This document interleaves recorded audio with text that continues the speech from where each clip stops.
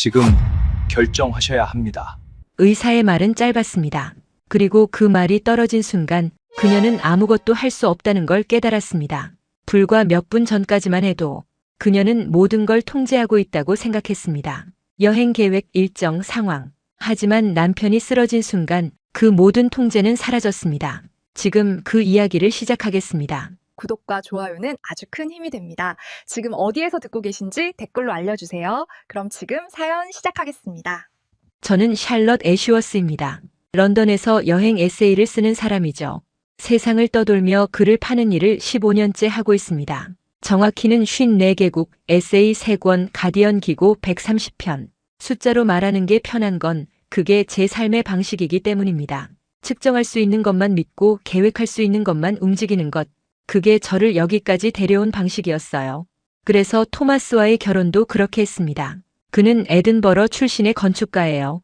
우리는 만난 지 2번째 데이트에서 서로의 독립에 대해 이야기했고 3번째 만남에서 각자의 이동 계획을 공유했죠. 낭만적이지 않다고요? 저는 오히려 그게 더 안전하다고 생각했습니다. 감정보다 합의가 오래 간다는 걸 저는 부모님의 이혼을 보며 배웠거든요. 그래서 우리는 15년을 함께 살았고 저는 그걸 성공이라고 불렀어요. 서울은 11번째 방문이었습니다. 이번에는 다음 에세이를 위한 자료 수집이었죠. 동아시아 의료 여행이라는 주제로 준비 중이었어요. 아이러니하죠. 그 에세이를 쓰려고 온 도시에서 제가 직접 그 이야기의 주인공이 될 거라는 건 상상도 못했습니다. 저는 취재를 할 계획이었어요. 병원을 겉에서 구경하고 의사를 인터뷰하고 수치를 정리하고 그것을 런던 독자들에게 설명하는 글을 쓸 계획. 어디까지나 관찰자로서. 그게 제가 아는 유일한 자리였으니까요. 호텔 조식당, 창가 자리, 아메리카노 한 잔. 저는 노트를 펼치고 있었고 토마스는 맞은편에서 스크램블 에그를 건드리고 있었습니다. 그의 아침 식욕은 늘 그랬어요. 피곤하면 젓가락질만 하고 에너지가 넘치면 2접시씩 해치웠죠. 그날 아침은 젓가락질 쪽이었습니다. 하지만 그건 이상한 일이 아니었어요. 런던에서 인천까지 11시간 비행 다음 날이었으니까요.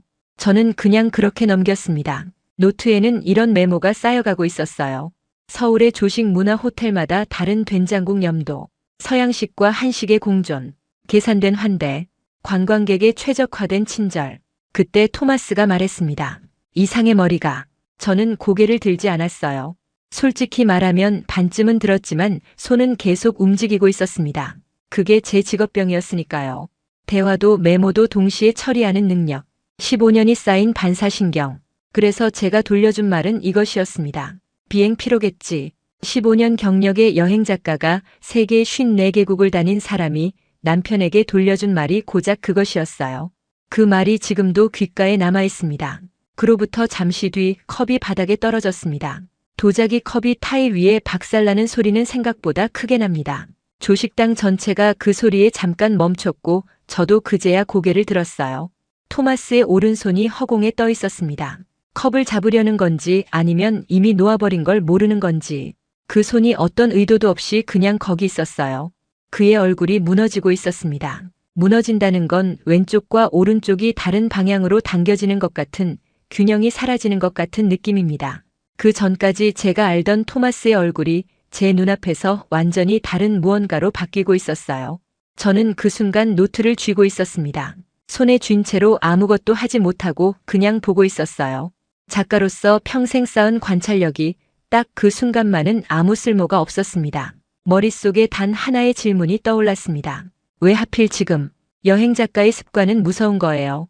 충격을 받는 순간에도 저는 언제, 어디서, 무엇이를 계산하고 있었습니다. 서울, 호텔 조식당, 오전 10시 23분. 가장 가까운 병원은 어디인가? 보험 서류는 캐리어 어디에 있나? 대사관 전화번호는? 저는 그 계산들을 빠르게 돌리고 있었고 동시에 내 손이 여전히 노트를 쥐고 있다는 사실을 의식하고 있었어요. 그런데 그 계산들보다 훨씬 빠르게 이미 움직이는 사람들이 있었습니다. 한 명이 아니었어요. 2명, 3명. 테이블 사이를 누가 막은 건지 공간이 어느 순간 정리되어 있었습니다. 저는 나중에 그날 아침을 수백 번 되돌려 생각했어요. 그리고 그때마다 한 가지 사실이 계속 걸렸습니다. 제가 가장 먼저 떠올린 건 보험 서류였다는 것, 그리고 그들이 가장 먼저 한 것은 전혀 다른 무언가였다는 것. 그 차이가 이 이야기의 전부입니다. 그런데 그때 저는 아직 몰랐습니다. 그 움직임들 안에 하나의 규칙이 있었다는 걸, 그리고 그 규칙이 제가 15년 동안 믿어온 모든 것을 뒤집어 놓을 거라는 걸. 처음으로 시계를 본 건 바로 그 다음 순간이었습니다. 저도 모르게요. 오전 10시 24분. 그리고 그 숫자가 나중에 얼마나 중요해지는지를 저는 아직 전혀 알지 못했습니다. 사람들이 움직이기 시작했습니다. 조용하던 조식당이 순식간에 달라졌어요. 어떻게 설명해야 할까요? 소란스러워진 게 아니었습니다. 오히려 반대였어요. 소음이 줄어들면서 공간 전체가 어떤 하나의 목적을 향해 수렴하는 느낌이었습니다. 저는 그 느낌이 낯설었어요. 런던에서 저는 위기 상황을 몇 번 목격한 적이 있습니다. 지하철역에서 쓰러진 노인, 길거리에서 의식을 잃은 젊은이. 그럴 때 사람들은 대부분 멈춥니다. 바라보고 수군거리고 누군가 먼저 움직이길 기다리죠. 저도 그랬어요. 그게 자연스러운 반응이라고 생각했으니까요. 하지만 여기서는 달랐습니다. 토마스가 쓰러지기 시작하는 순간 가장 먼저 움직인 건 두 테이블 건너에 앉아있던 중년 남성이었어요. 그는 의자를 뒤로 밀며 일어섰는데 그 동작이 너무 자연스러워서 마치 원래 일어나려던 사람처럼 보였습니다. 그 다음엔 웨이터 한 명이었어요. 쟁반을 내려놓고 아무 말 없이 토마스 쪽으로 걸어왔습니다. 그리고 카운터 너머에 있던 직원이 이미 전화를 들고 있었어요. 저는 그 장면을 멍하니 바라봤어요. 너무 빠르고 너무 자연스러웠습니다. 마치 이 상황을 위한 동선이 미리 정해져 있었던 것처럼 누군가는 토마스를 부축하고 누군가는 주변 의자를 치웠고 누군가는 이미 바닥에 재킷을 깔고 있었습니다. 저는 그 중심에서 아무것도 하지 못한 채 서 있었어요. 세계 54개국을 다닌 여행 작가가 남편 곁에서 아무것도 하지 못하고 그냥 서 있었습니다. 그때 그 중년 남성이 저를 돌아보며 물었습니다. 언제부터죠? 저는 순간 그 말을 이해하지 못했어요. 언제부터? 무엇이? 증상이요? 오늘이요? 아니면 더 전부터요? 저는 대답했습니다. 방금이에요. 그는 더 묻지 않았습니다. 고개를 한번 끄덕이고 다시 토마스에게로 시선을 돌렸어요. 그게 이상했습니다. 영국이었다면 이런 상황에서 질문이 줄줄이 이어졌을 거예요. 병력이 있나요? 평소 약을 복용하나요? 알레르기는 없나요? 기록하고 확인하고 책임 소재를 명확히 하는 절차들. 그런데 그 남성은 딱 하나만 물었습니다. 언제부터? 그리고 그게 전부였어요. 나중에 알게 됩니다. 그 남성이 근처 병원 내과 과장이었다는 걸. 그날 아침 우연히 그 호텔에서 조식 약속이 있었다는 걸. 그리고 그가 물은 언제부터라는 질문이 뇌졸중 대응에서 가장 결정적인 정보라는 걸. 증상 발생 시각. 그게 이후 모든 판단의 기준점이 된다는 걸.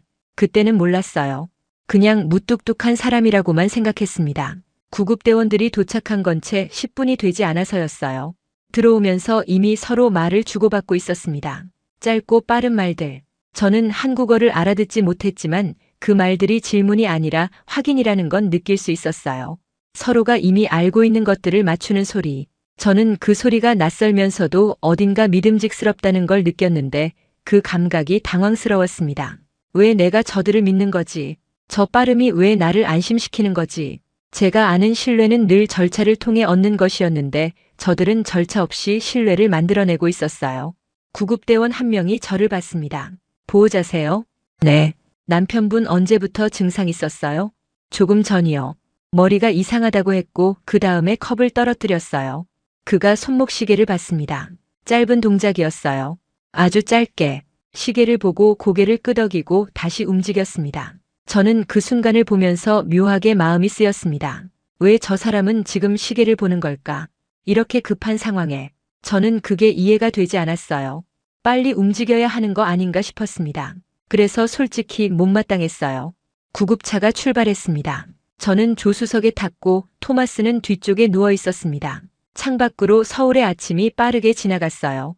아직 출근 시간이 한창인 도로였는데 구급차는 막힘없이 달렸습니다. 저는 그 안에서 손을 무릎 위에 얹고 아무 생각도 하지 못하고 있었어요.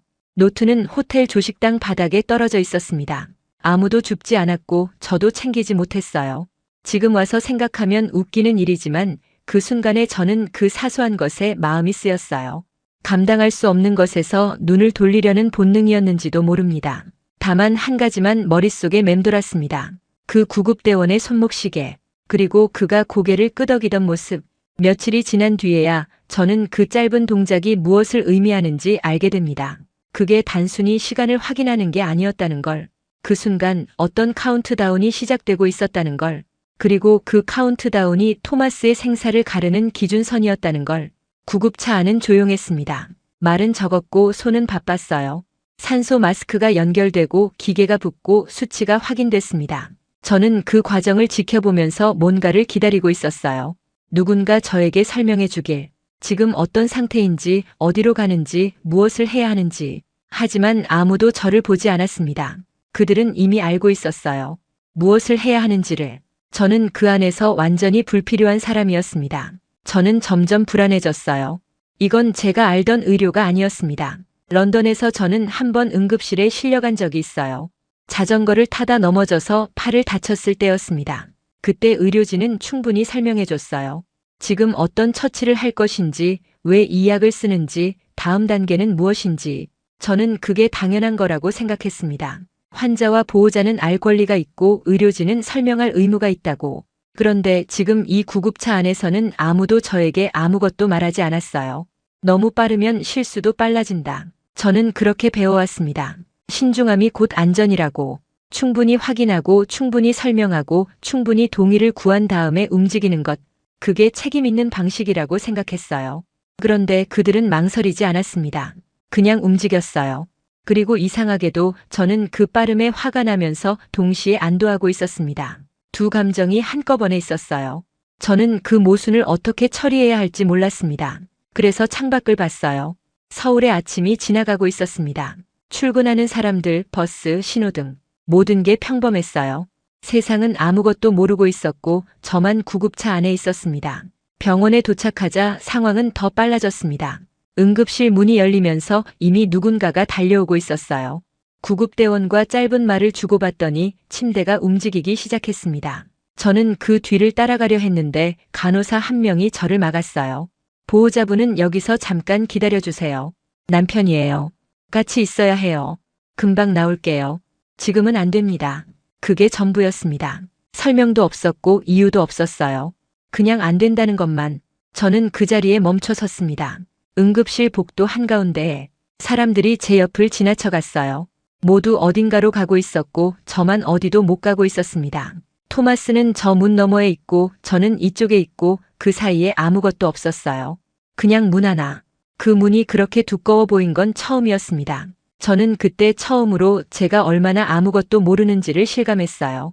이 나라의 말을 모르고 이 나라의 시스템을 모르고 이 나라의 병원이 어떻게 돌아가는지를 몰랐습니다.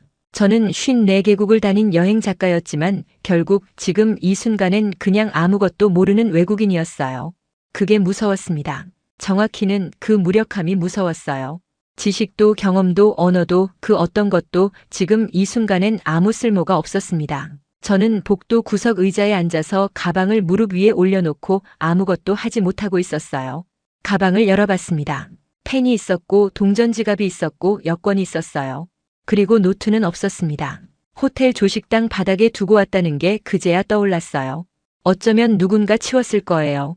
그런 사소한 것에 왜 마음이 쓰이는지 저도 몰랐습니다. 한참이 지난 뒤 의사 한 명이 나왔습니다. 보호자분이세요? 네, 남편이에요. 지금 어떤 상태예요? 검사 진행 중입니다. 잠깐 안으로 들어오시겠어요? 작은 방이었어요. 의자 2개와 테이블 하나. 의사는 앉지 않고 서 있었습니다. 저도 앉지 않았어요. 남편분 증상 발생이 오전 10시 24분으로 기록됐어요. 맞나요? 저는 그 숫자를 듣는 순간 멈칫했습니다. 오전 10시 24분. 그건 구급차에 오르기 전 제가 시계를 봤을 때 확인한 숫자였어요. 그런데 그들도 그 숫자를 알고 있었습니다. 구급대원이 손목 시계를 봤던 그 짧은 동작이 다시 떠올랐어요. 네, 맞아요. 감사합니다. 그 시각이 치료에 중요합니다. 그가 나갔습니다. 저는 방 안에 혼자 남아서 그 말을 되새겼어요. 그 시각이 치료에 중요하다. 그 말이 무슨 뜻인지 저는 아직 완전히 이해하지 못했습니다. 하지만 한 가지는 느꼈어요. 이 병원에서 가장 중요한 건 서류가 아니었습니다. 설명도 아니었고 절차도 아니었어요. 그들이 가장 먼저 확인한 건 딱 하나였습니다. 시간. 그리고 저는 그 단어가 제가 생각하는 것보다 훨씬 무거운 의미를 담고 있다는 걸 아직은 반쯤만 이해하고 있었습니다. 완전히 이해하게 되는 건 조금 뒤 의사가 다시 문을 열고 들어와 입을 열었을 때였어요. 그가 꺼낸 단어는 제가 이 여행에서 가장 듣고 싶지 않았던 것이었습니다. 구급차 안은 조용했습니다. 말은 적었고 손은 바빴어요. 산소 마스크가 연결되고 기계가 붙고 수치가 확인됐습니다. 저는 그 과정을 지켜보면서 뭔가를 기다리고 있었어요. 누군가 저에게 설명해 주길. 지금 어떤 상태인지, 어디로 가는지, 무엇을 해야 하는지. 하지만 아무도 저를 보지 않았습니다. 그들은 이미 알고 있었어요. 무엇을 해야 하는지를. 저는 그 안에서 완전히 불필요한 사람이었습니다. 저는 점점 불안해졌어요. 이건 제가 알던 의료가 아니었습니다. 런던에서 저는 한 번 응급실에 실려간 적이 있어요. 자전거를 타다 넘어져서 팔을 다쳤을 때였습니다. 그때 의료진은 충분히 설명해 줬어요. 지금 어떤 처치를 할 것인지, 왜 이 약을 쓰는지, 다음 단계는 무엇인지. 저는 그게 당연한 거라고 생각했습니다. 환자와 보호자는 알 권리가 있고 의료진은 설명할 의무가 있다고. 그런데 지금 이 구급차 안에서는 아무도 저에게 아무것도 말하지 않았어요. 너무 빠르면 실수도 빨라진다. 저는 그렇게 배워왔습니다. 신중함이 곧 안전이라고. 충분히 확인하고 충분히 설명하고 충분히 동의를 구한 다음에 움직이는 것. 그게 책임 있는 방식이라고 생각했어요. 그런데 그들은 망설이지 않았습니다. 그냥 움직였어요. 그리고 이상하게도 저는 그 빠름에 화가 나면서 동시에 안도하고 있었습니다. 두 감정이 한꺼번에 있었어요. 저는 그 모순을 어떻게 처리해야 할지 몰랐습니다. 그래서 그냥 창밖을 봤어요. 서울의 아침이 빠르게 지나가고 있었습니다. 출근하는 사람들, 버스, 신호등. 모든 게 평범했어요. 세상은 아무것도 모르고 있었고 저만 구급차 안에 있었습니다. 그 평범함이 이상하게 서럽게 느껴졌어요. 병원에 도착하자 상황은 더 빨라졌습니다. 응급실 문이 열리면서 이미 누군가가 달려오고 있었어요. 구급대원과 짧은 말을 주고받더니 침대가 움직이기 시작했습니다. 저는 그 뒤를 따라가려 했는데 간호사 한 명이 저를 막았어요. 보호자분은 여기서 기다려주세요. 남편이에요. 같이 있어야 해요. 금방 나올게요. 지금은 안 됩니다. 그게 전부였습니다. 설명도 없었고 이유도 없었어요. 저는 그 자리에 멈춰 섰습니다. 응급실 복도 한가운데에 사람들이 제 옆을 지나쳐갔어요. 모두 어딘가로 가고 있었고 저만 어디도 못 가고 있었습니다. 토마스는 저 문 너머에 있고 저는 이쪽에 있었어요. 그 사이에 아무것도 없었습니다. 그냥 문 하나. 그 문이 그렇게 두꺼워 보인 건 처음이었어요. 저는 그때 처음으로 제가 얼마나 아무것도 모르는지를 실감했습니다. 이 나라의 말을 모르고 이 나라의 시스템을 모르고 이 나라의 병원이 어떻게 돌아가는지를 몰랐어요. 저는 54개국을 다닌 여행 작가였지만 결국 지금 이 순간엔 그냥 아무것도 모르는 외국인이었습니다. 그게 무서웠어요. 정확히는 그 무력함이 무서웠습니다. 지식도 경험도 언어도 아무 쓸모가 없었어요. 저는 복도 구석 의자에 앉아서 가방을 무릎 위에 올려놓고 아무것도 하지 못하고 있었습니다. 가방을 열어봤어요. 펜, 동전지갑, 여권, 노트는 없었습니다. 호텔에 두고 왔다는 게 그제야 떠올랐어요. 그런 사소한 것에 왜 마음이 쓰이는지 저도 몰랐습니다. 감당할 수 없는 것에서 눈을 돌리려는 본능이었겠죠.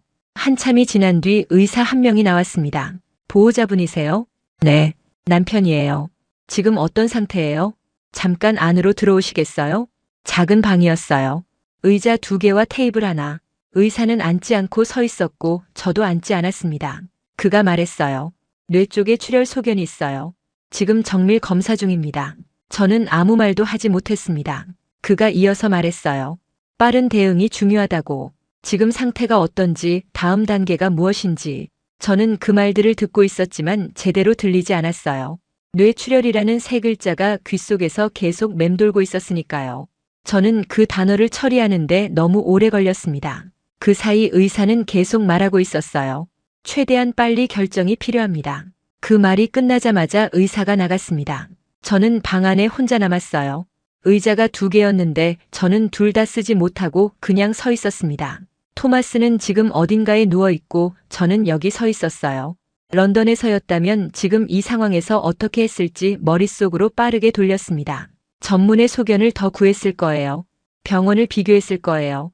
보험사에 전화했을 거예요. 그리고 그 모든 과정에서 시간은 조용히 흘렀을 거예요. 그런데 여기서 저에게 주어진 건 하나였습니다. 최대한 빨리. 그 말이 선택지처럼 느껴지지 않았어요. 그냥 사실처럼 들렸습니다. 저는 그 방에 서서 지금껏 제가 신중함이라고 불렀던 것이 어쩌면 두려움의 다른 이름이었을지도 모른다는 생각을 처음으로 했어요. 작은 방에서 나왔을 때 저는 자동으로 움직이기 시작했습니다. 그게 제 방어 방식이었거든요. 감당이 안 될 때 저는 할 수 있는 것부터 합니다. 작고 구체적인 것들. 가방을 열고 서류를 찾고 보험사 번호를 확인했습니다. 런던에서 출발하기 전에 준비해둔 파일이 있었어요. 병원 응급 상황 대비, 해외 의료 보험 절차, 현지 대사관 연락처. 저는 그 파일을 꺼내서 첫 번째 항목부터 읽기 시작했습니다. 그게 저를 진정시켰어요.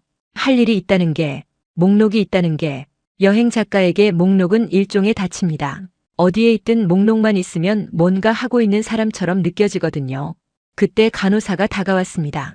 보호자분, 동의서 서명 필요합니다. 저는 서류를 받아들었습니다. 영어로 된 서식이었어요. 병원 측에서 외국인 보호자를 위해 미리 준비해둔 것 같았습니다. 훑어봤어요. 검사 및 처치 동의, 개인정보 수집 동의, 응급시술 시 추가 동의. 영어이긴 했지만 의료 법률 용어들이 빼곡했습니다. 읽을 수는 있었지만 정확히 무엇에 동의하는 건지 확신이 서지 않았어요. 저는 펜을 들었는데 손이 잠깐 멈췄습니다. 내용을 완전히 이해하지 못하고 서명하는 건 제가 가장 피해왔던 일이었거든요. 여행 작가로 살면서 저는 계약서 한 줄도 꼼꼼히 읽었습니다. 숙소 이용 약관도, 취재 협조 동의서도, 렌터카 보험 조항도, 불명확한 것에 서명하지 않는 것. 그게 제 원칙이었어요. 그런데 지금 저는 절반쯤 이해하는 서류에 서명을 하고 있었습니다. 이상하게도 망설임이 길지 않았어요. 펜이 움직였습니다. 제 손이 제 원칙보다 빨랐어요. 그 뒤로도 절차들이 이어졌습니다. 접수 창구에서 여권을 확인했고, 보험 서류를 제출했고, 연락처를 적었습니다. 저는 그 과정을 빠르게 처리했어요. 이건 할 수 있는 일이었으니까요. 서류는 다룰 수 있었습니다. 언어가 달라도 절차는 비슷했고, 저는 절차에 익숙한 사람이었어요. 그 안에 있으면 뭔가를 하고 있다는 느낌이 들었습니다. 그리고 뭔가를 하는 동안에는 생각을 잠깐 멈출 수 있었어요. 뇌출혈이라는 세 글자를 잠깐은 밀어낼 수 있었습니다. 그러다 의사가 다시 나왔습니다. 검사 결과 나왔어요. 들어오시겠어요? 아까 그 작은 방이었습니다. 이번엔 의사 옆에 처음 보는 얼굴이 한 명 더 있었어요. 저는 신경외과 담당입니다. 의사가 사진 한 장을 보여줬어요. 뇌스캔 이미지였습니다. 읽을 줄은 몰랐지만 그가 가리키는 부분에 뭔가 있다는 건 알 수 있었어요. 흰 얼룩처럼 보이는 것, 거기 없어야 한다는 건 아무것도 모르는 저도 알 수 있었습니다. 출혈 범위가 크지 않아요. 하지만 위치가 좋지 않습니다. 수술이 필요해요. 저는 반사적으로 물었습니다. 다른 방법은 없나요? 의사가 잠깐 저를 봤습니다. 그리고 말했어요. 지금이 수술할 수 있는 상태입니다. 이 상태가 유지된다는 보장이 없어요. 저는 다시 물었습니다. 성공률은요? 지금 상태 기준으로 나쁘지 않습니다. 하지만 기다릴수록 달라져요. 저는 속으로 계산하고 있었습니다. 다른 병원 의견을 들어야 하는 거 아닐까? 보험사에 먼저 확인해야 하는 거 아닐까? 런던의 주치의에게 연락해야 하는 거 아닐까? 그 계산들이 빠르게 돌아가고 있었어요. 그리고 그 계산이 돌아가는 동안 아무것도 결정되지 않고 있었습니다. 저는 그걸 알면서도 멈출 수가 없었어요. 그때 신경외과 의사가 말했습니다. 보호자분, 지금 결정이 치료의 일부입니다. 저는 그 말에 멈췄어요. 결정이 치료의 일부. 그 말이 이상하게 마음에 걸렸습니다. 저는 평생 결정을 신중하게 하는 게 옳다고 믿어왔어요. 충분히 알고, 충분히 비교하고, 충분히 확인한 뒤에 움직이는 것. 그게 제가 아는 책임이었습니다. 그런데 지금 이 사람은 결정 자체가 치료라고 말하고 있었어요. 망설임이 병의 일부가 될 수 있다고. 그게 말이 되는 건지 저는 지금도 정확히 모릅니다. 하지만 그 순간에는 말이 됐어요. 저는 펜을 들었습니다. 수술 동의서였어요. 영어로 된 서식이었지만 이번엔 읽지 않았습니다. 그냥 서명했어요. 방에서 나오면서 저는 제가 방금 한 일을 되짚었습니다. 제대로 읽지도 않은 서류에 한 번도 본 적 없는 의사에게 남편의 뇌를 맡긴 것입니다. 제가 평생 가장 하지 말아야 한다고 배운 방식으로. 그리고 이상하게도 그게 틀린 것 같지 않았어요. 그 감각이 오히려 더 무서웠습니다. 수술실 문이 닫혔어요. 저는 그 앞에 서 있었습니다. 그리고 그때 처음으로 제 두 눈에서 뭔가가 흘러내렸어요. 복도에 아무도 없어서 다행이었습니다. 작가는 울 때도 혼자 우는 편이 났거든요. 저는 거기 서서 제가 방금 한 선택이 옳았는지 아닌지를 영원히 알 수 없을 수도 있다는 생각을 했습니다. 수술실 앞 복도에는 의자가 3개 있었습니다. 저는 그중 가운데 것에 앉았어요. 이유는 없었습니다. 시간이 얼마나 지났는지 몰랐어요.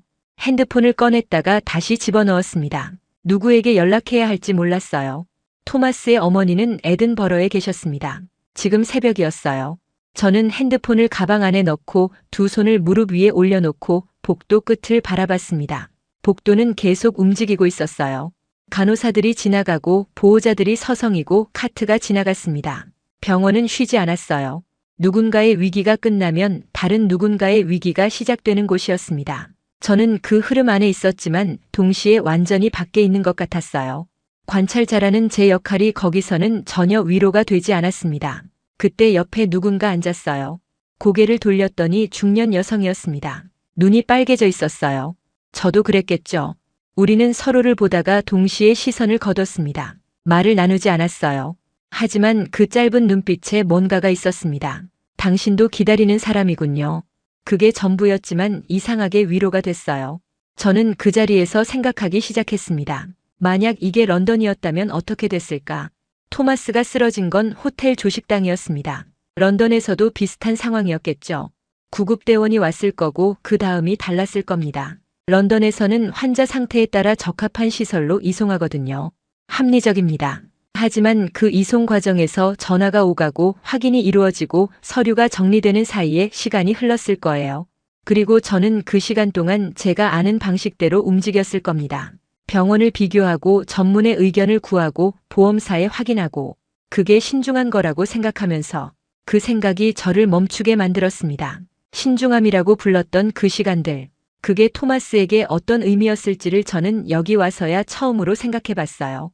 뇌출혈은 시간이 지날수록 손상 범위가 커진다고 합니다. 저는 그걸 이 병원에 오기 전까지는 몰랐습니다. 몰랐으니까요. 그게 제 무지였어요. 그리고 그 무지가 신중함의 탈을 쓰고 있었을 수도 있다는 생각이 복도 의자에 앉아서야 찾아왔습니다. 너무 늦지 않은 타이밍에 그 생각이 왔다는 게 다행이었어요. 그때 수술실 문이 열렸습니다. 저는 벌떡 일어섰어요.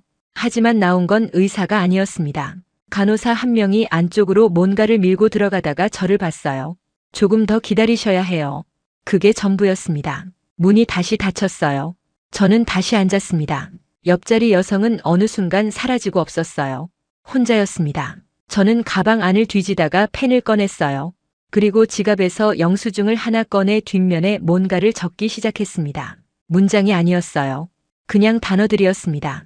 빠름, 신뢰, 절차, 시간, 결정. 저는 그 단어들을 보면서 한 가지를 느꼈어요. 이 단어들이 저한테 각각 다른 의미로 저장돼 있다는 걸 말이죠. 빠름은 위험한 것, 신뢰는 검증 후에 오는 것, 절차는 보호막, 시간은 충분히 써야 하는 것, 결정은 신중하게 내리는 것. 그게 제가 지금껏 몸에 익힌 방식이었습니다. 그런데 오늘 이 병원에서 그 단어들은 전부 다른 방향을 가리키고 있었어요.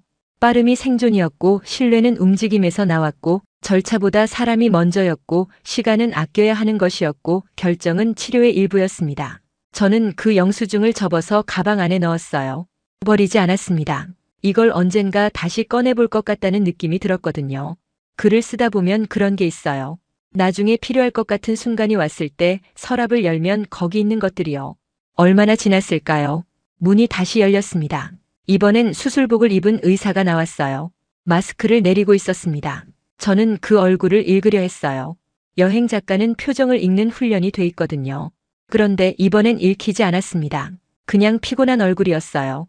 의사가 말했습니다. 잘 됐습니다. 저는 그 말을 듣고 아무 말도 하지 못했어요. 다리에 힘이 빠지는 걸 느꼈습니다. 의자를 잡았어요. 의사가 이후 상태를 설명하기 시작했는데 저는 사실 첫 문장 이후로는 잘 들리지 않았습니다. 잘 됐습니다. 그 말이 계속 귓속에서 맴돌고 있었으니까요. 한참 뒤에야 저는 한 가지를 깨달았어요. 제가 가장 두려웠던 건 낯선 곳에서 낯선 사람들에게 남편을 맡기는 것이었습니다. 그런데 지금 돌아보면 그 낯선 사람들이 저보다 훨씬 더 잘 알고 있었어요. 무엇이 중요한지를, 무엇이 먼저인지를. 그리고 저는 그 생각과 함께 처음으로 이 도시를 다시 보기 시작했습니다. 제가 취재하러 온 도시가 아니라 제가 배우게 된 도시로. 그런데 배움은 거기서 끝이 아니었어요. 다음 날 토마스가 눈을 떴을 때 저는 그 사실을 더 선명하게 알게 됩니다. 토마스가 눈을 뜬 건 수술 다음 날 오전이었습니다. 저는 병실 의자에서 잠들었다가 인기척에 깼어요. 고개를 드니 토마스가 천장을 보고 있었습니다. 눈이 떠져 있었어요. 저는 순간 숨을 참았습니다. 그가 저를 봤어요. 초점이 돌아오는데 몇 초가 걸렸습니다. 그 몇 초가 얼마나 길게 느껴졌는지 모릅니다. 저는 숨도 제대로 못 쉬고 그 눈을 보고 있었어요. 그가 말했습니다. 물. 딱 한 글자였어요. 하지만 그 한 글자가 그때 저한테는 세상에서 가장 긴 문장처럼 들렸습니다. 저는 물을 줬어요. 그가 마셨습니다. 그리고 다시 눈을 감았어요. 저는 그 자리에 앉아서 한동안 아무것도 하지 않았습니다. 노트도 꺼내지 않았어요. 펜도 잡지 않았습니다. 그냥 앉아 있었어요. 그게 저한테는 굉장히 낯선 일이었습니다. 15년 동안 저는 어떤 순간도 그냥 흘려보내지 않았거든요. 인상 깊은 장면이 있으면 적고 감정이 올라오면 기록하고 나중에 쓸 것 같으면 메모했습니다. 글을 쓰는 사람의 습관이라는 게 그래요. 삶을 살면서 동시에 삶을 재료로 보는 시선이 생깁니다. 그런데 그 순간 저는 아무것도 적고 싶지 않았어요. 토마스가 숨 쉬는 소리를 들으면서 그냥 거기 있고 싶었습니다. 그냥 아내로, 작가가 아니라. 오후가 되자 담당 의사가 회진을 왔습니다. 토마스의 상태를 확인하고 몇 가지를 검사하고 저한테 말했어요. 회복이 잘 되고 있습니다. 경과를 더 봐야겠지만 지금은 좋아요. 저는 고맙다고 했습니다. 그가 나가고 나서 저는 처음으로 제대로 된 질문을 했어요. 혼자서요. 토마스한테가 아니라 저 자신한테. 만약 그날 제가 다른 선택을 했다면 어떻게 됐을까? 조식당에서 토마스가 머리가 이상하다고 했을 때 제가 바로 움직였다면, 비행 피로겠지라고 넘기지 않았다면, 아니 그것보다 더 앞으로 가보자면 병원에 왔을 때 제가 더 많은 걸 따지고 물었다면, 설명을 요구하고 다른 병원과 비교하고 보험사 확인을 먼저 했다면, 저는 그 질문들을 하나씩 따라가다가 멈췄습니다. 무서워졌거든요. 제가 신중함이라고 불러온 방식이 어떤 상황에서는 사람을 지키는 게 아니라 오히려 위험에 빠뜨릴 수 있다는 생각이 들었어요.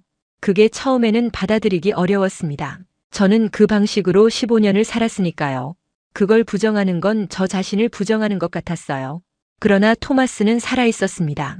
그 사실 앞에서 저는 더 이상 아무것도 주장할 수가 없었어요. 며칠이 지나면서 저는 병원 사람들을 조금씩 관찰하기 시작했습니다. 여행 작가의 습관이 그제야 돌아왔어요. 간호사들이 교대하는 방식, 의사들이 회진을 도는 순서, 보호자들을 대하는 태도. 저는 그것들을 보면서 한 가지를 느꼈습니다. 이 사람들은 환자를 사람으로 보고 있었어요. 이상하게 들릴 수도 있지만 그게 당연한 게 아닙니다. 제가 아는 의료 시스템에서 환자는 종종 케이스가 됩니다. 번호가 되고 진단명이 되고 처리해야 할 항목이 돼요. 물론 모든 의료진이 그런 건 아닙니다. 하지만 시스템이 그렇게 설계돼 있으면 사람도 그 시스템을 따르게 돼 있어요. 여기서는 순서가 달랐습니다. 사람이 먼저였고 그 다음에 절차가 왔어요. 말로는 간단하지만 실제로 구현하기가 얼마나 어려운 건지를 저는 직접 그 안에 들어와서야 알았습니다. 그리고 그 차이가 어떤 결과를 만드는지도요. 어느 날 저녁 토마스가 말했어요. 여기 사람들 다들 진짜 바쁜 것 같은데 왜 이렇게 친절하지? 저는 잠깐 생각했습니다. 그리고 대답했어요. 바빠서 친절한 거 아닐까? 핵심만 챙기니까. 토마스가 피식 웃었어요. 그게 수술 이후 처음으로 그가 웃는 모습이었습니다. 저는 그 웃음을 보면서 제가 이 여행에서 예상했던 것과 완전히 다른 이야기를 얻게 됐다는 걸 느꼈어요. 취재를 하러 왔는데 취재 대상이 제 삶이 됐습니다. 관찰하러 왔는데 제가 관찰당하고 있었어요. 제 편견이, 제 기준이, 제 방식이 이 도시 안에서 하나씩 해체되고 있었습니다. 그 과정이 불편했냐고요.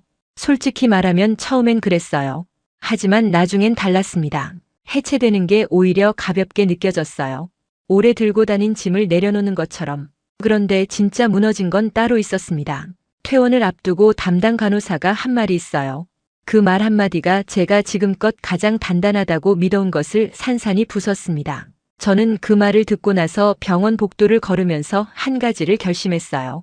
이 여행에 대해 반드시 쓰겠다고. 그런데 그게 제가 처음에 계획했던 그 에세이와는 전혀 다른 글이 될 거라는 것도 그때 이미 알고 있었습니다. 그리고 그 글의 첫 문장이 무엇이 될지도 이미 머릿속에 있었어요. 퇴원 전날 저녁 담당 간호사가 병실에 들어왔습니다. 루틴 체크였어요.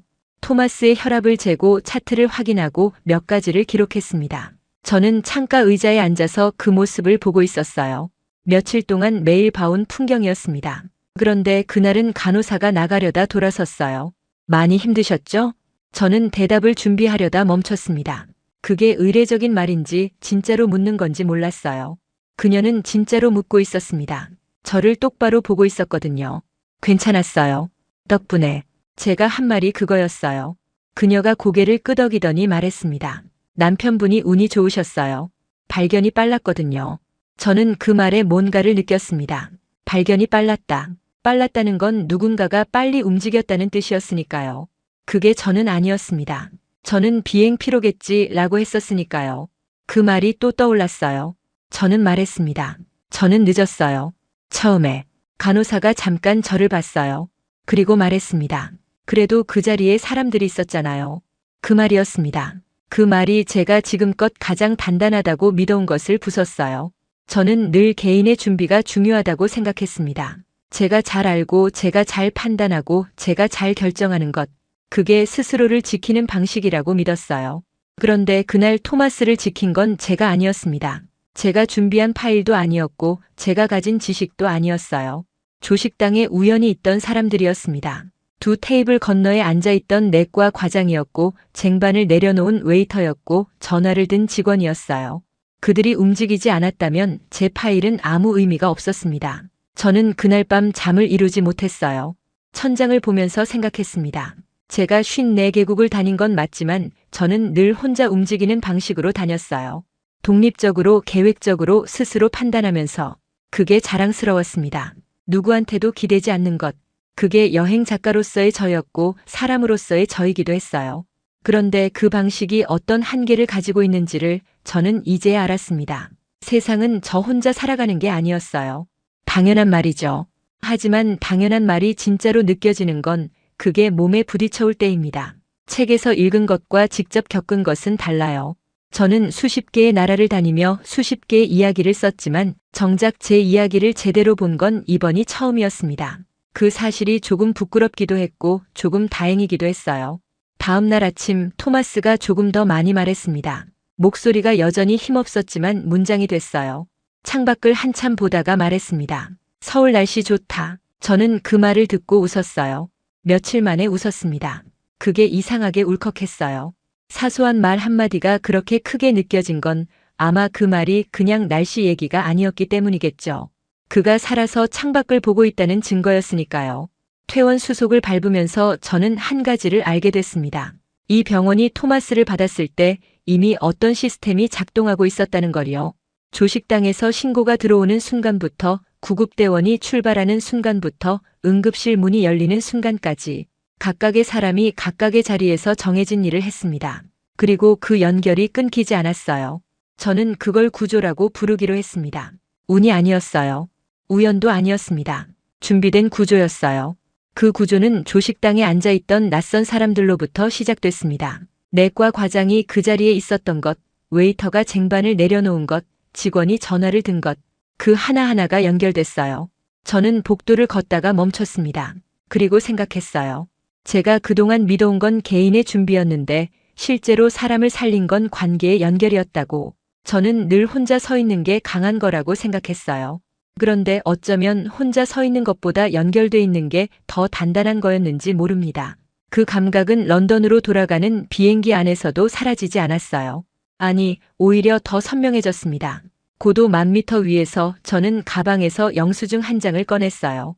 수술실 앞 복도 의자에 앉아서 적었던 그 단어들이 있었습니다. 빠름, 신뢰, 절차, 시간, 결정. 저는 그 단어들 옆에 하나를 더 적었어요. 연결.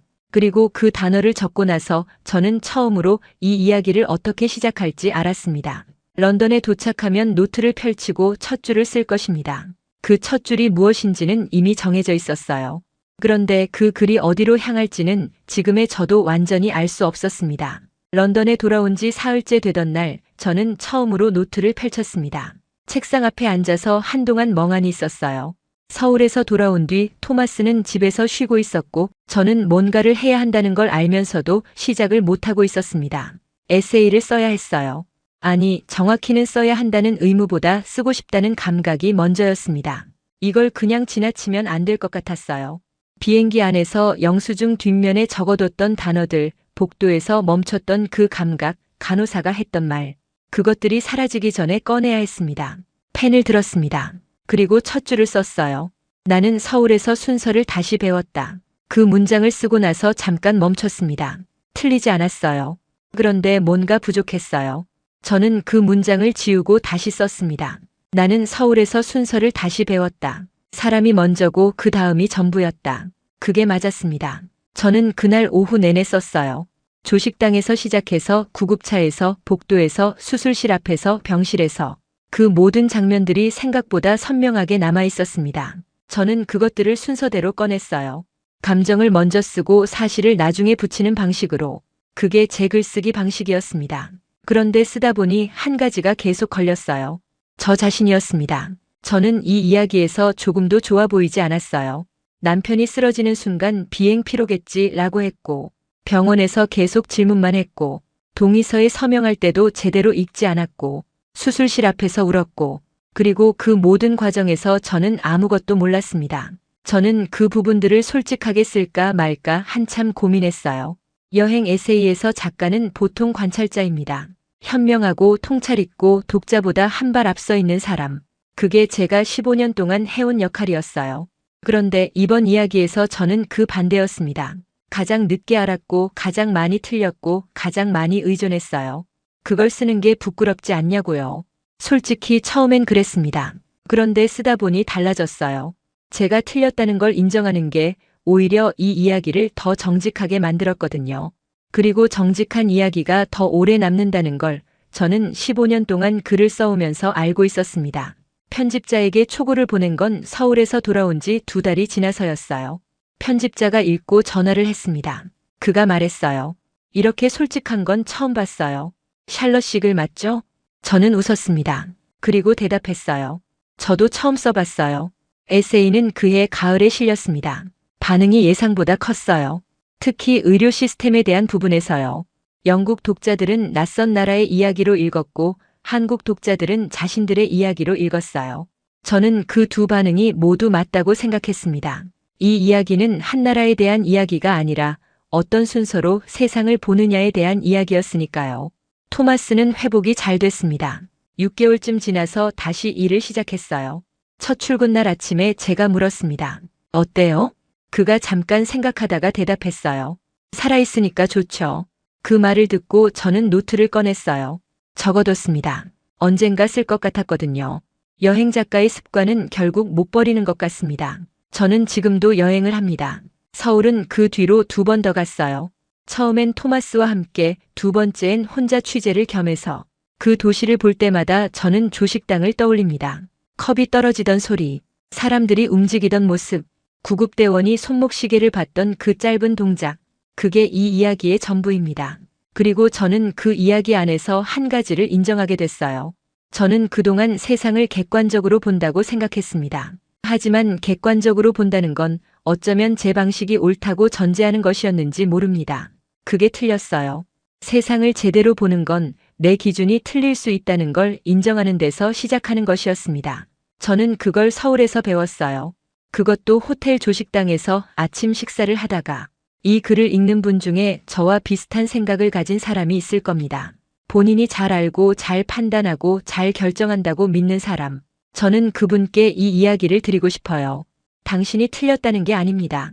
다만 당신이 옳다는 것도 전부가 아닐 수 있다는 걸요. 그리고 그걸 깨닫는 순간이 의외로 아침 식사 자리에서 올 수도 있다는 걸. 영상 재밌게 보셨다면 구독과 좋아요 부탁드립니다. 그리고 한국을 응원하신다면 댓글로 대한민국 만세를 남겨주세요. 감사합니다.